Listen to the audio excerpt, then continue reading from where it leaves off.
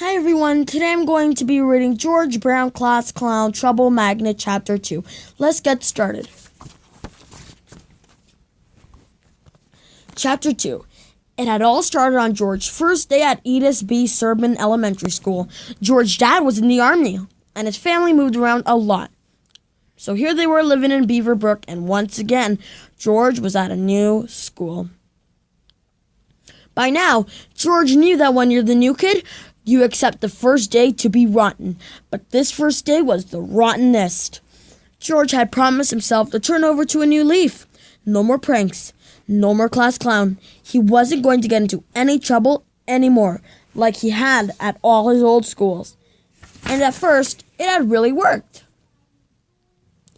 He raised his hand before answering questions. He didn't make faces behind teachers' backs, and when Mrs. Kelly made him be her square dancing partner, George hadn't made a joke, not even when the teacher put on a straw hat and started yodeling. By the end of that first day, George had the exact same number of friends he'd had at the beginning of the day. 0. Being the new well-behaved George was no fun. That night, George's parents took him out to Ernie's ice cream parlor, and when they were sitting outside and George was finishing his root beer float, a shooting star flashed across the sky.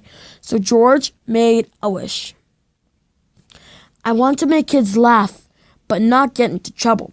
The trouble was the star. The trouble was the star was gone. The trouble was the star was gone. Before George could finish the wish, so only half came true, the first half. A minute later, George had a funny feeling in his belly.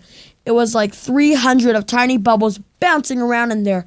The bubbles bounced up and down and all around. They ping-ponged their way into his chest and ping-ponged their way up into his throat. And then, burp, burp.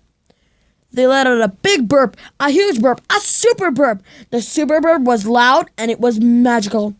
Suddenly, George lost control of his arms and legs.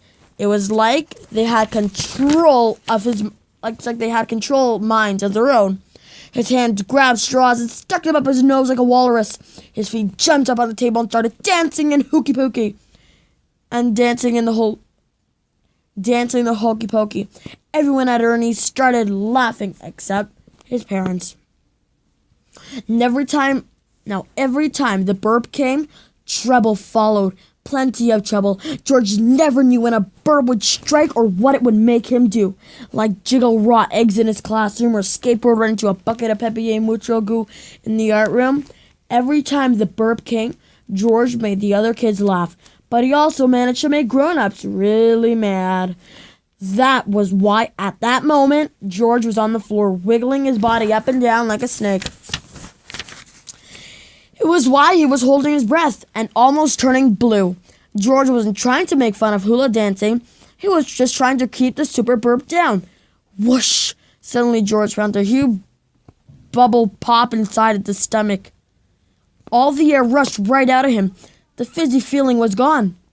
All right, George had been beating up the burp. He leaped to his feet and pumped his fist in the air. George, Mrs. Kelly asked again, please tell us what your dance is about. How was he going to explain this one? Well, I'm a snake, George told her, and I'm excited because I just swallowed a rat. Whole. Oh, gross, Sage said. Snakes do eat rats, George told her. We learned that at my old school. Mrs. Kelly flashed George one of her huge gummy smiles. You're right, she said. Some snakes do eat rats.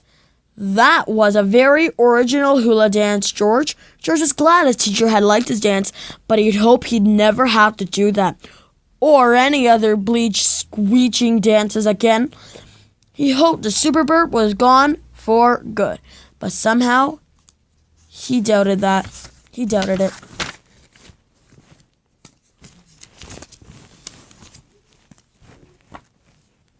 Thanks everyone for watching. Subscribe and turn on that notification bell so you don't miss Chapter 3. Like, comment, have a great day. Bye!